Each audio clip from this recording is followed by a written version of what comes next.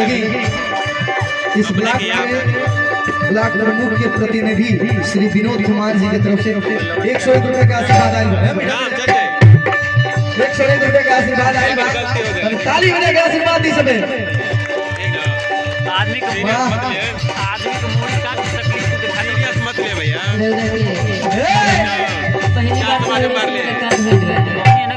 पहली बार लेकिन सोचते हैं यूपी में आगे वाले तब तक सधाइए नहीं हो जाए। सही बात राहुल जोड़ दे कार्यक्रम के लिए बने जी सारी भाई ये ना सुनाई ठुमका लगाते हैं सच्ची में क्या बात है। ताली बजा दी।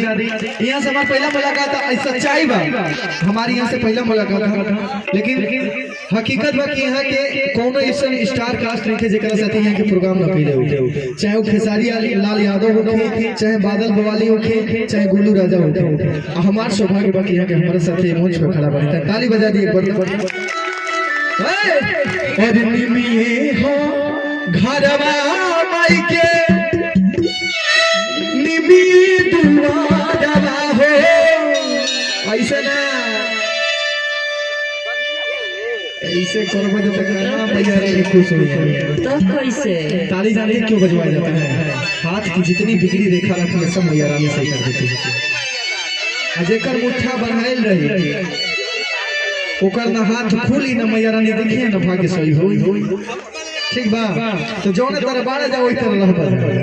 उसे अच्छा बा अगर भाग्य बनावे के बा तो दोनों हाथ उठा के ताली बजा के कहे बता निमिये हाथी हजवाई के